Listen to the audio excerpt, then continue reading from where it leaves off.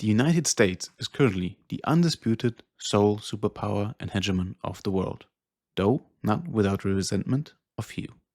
This is not only due to the country's military strength, but also its enormous economic power, with the dollar as a reserve currency enabling nearly all global transactions to flow through it.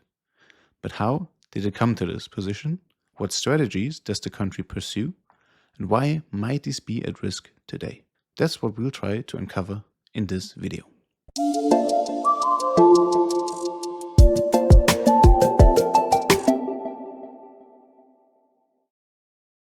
Welcome to a new video here at Bloomberg Capital.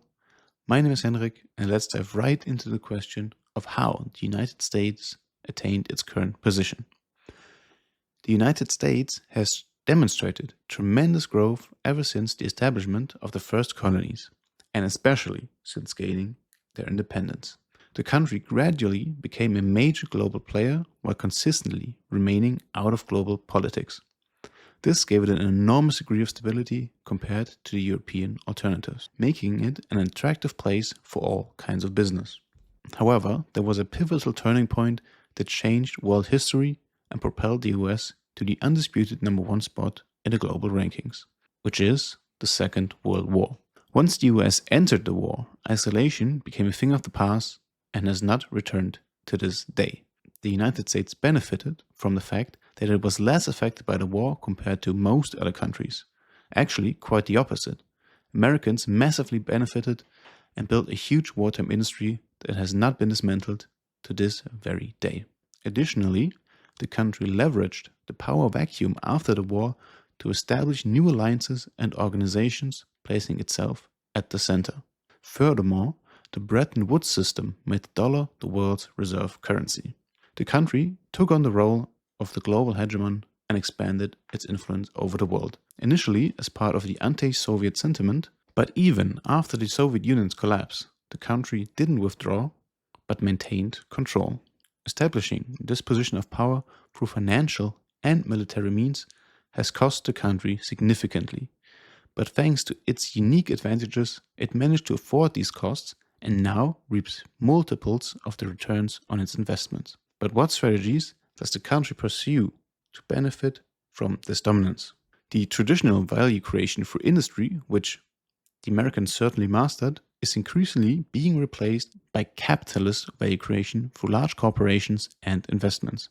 Let's take an example. Let's say a German buys an iPhone. Let's say the resources needed for this come from countries like Brazil or Australia and are transported by European logistic companies to China or India, where the product is manufactured, shipped back to Germany and sold there. Even though none of the direct work steps took place on American soil, Apple, an American company, reaps the reward. It's even simpler for major investors when foreign production facilities are just directly purchased. This is at least part of the explanation of the following discrepancy. In 2023, the US had an enormous trade deficit. It imported $3.1 trillion worth of goods, but only exported $2 trillion. With Europe, the figures were $580 billion and $380 billion, leaving a $200 billion difference in Europe's favor. Nevertheless, $110 billion more flowed from Europe into the US than vice versa. The US thus receives both an enormous surplus in goods and money. The US has grown beyond needing to export products. Similarly, it doesn't need to violently take over colonies to exploit them. Instead, the world voluntarily works for the Americans, but also for their own profit and benefits, be it to a lesser extent. Moreover, the dollar is still the world's reserve currency, given its significant influence over global monetary flow, as transactions must go through American banks. As much as 88% of all international transactions involve the dollar. This forces other countries to hold large reserves of dollars, which also encourages them to hold significant amounts of US Treasury bonds. This gives the US much more leeway in its monetary policy. Additionally, thanks to military supremacy, numerous alliances, and financial assistance, the US has many partners that are not only trading partners, but also award many government contracts to US companies. For example, the development of military technology like fighter jets are massively funded because countless buyers in the NATO alliance are guaranteed. But how is the country currently faring in terms of these advantages? The US is actually withdrawing from its dominant position, alienating many long-term partners and undoing the geopolitics achieved since the Second World War. There are plans for significant spending cuts, particularly in development aid, contributions to organizations, and military assistance for alliances like NATO. And similarly, Trump's planned tariffs still exist. Sometimes they're supposed to be implemented, sometimes they're not. No, at this point, nobody even knows where we're heading with tariffs, which is actually a factor working against its main purpose. Now, the main purpose stated is to bring manufacturing back to the US. But bringing manufacturing into another country is a multi-million-dollar project spanning many years. In the current climate that is lacking stability, many investors know that even if tariffs are implemented, the absolute maximum duration they would last would be for the next 4 years until Trump's term is over. So many investors are actually deciding to just sit this out. But you could also speculate that the actual point of tariffs would be to intimidate other countries into better trade deals. But many partners at the moment are understandably not too happy about the current situation. And when partners are deterred, there are consequences. The dollar as a reserve currency is at risk, trading partners are decreasing, contracts for American companies are decreasing, especially in defense, as countries like Canada or the whole of the European Union are not willing anymore to buy American weapons. The American brand image as a whole is fading, along with the willingness to allow American investors into countries to expand their influence. For example, Canada, previously the US closest ally, is no longer willing to award government contracts to American companies. And movements like Buy Canadian, which aim to promote Canadian goods while avoiding American ones, are growing.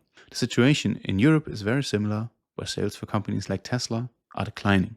Meanwhile, China is taking advantage of the opportunity to build its own dominance where the US withdraws, for example, in organizations like the WHO.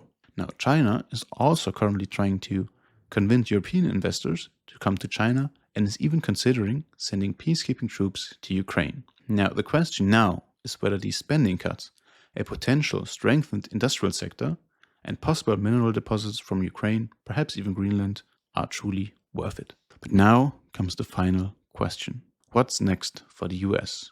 Well, no matter what the country does now, it will undoubtedly remain the world superpower for the time being.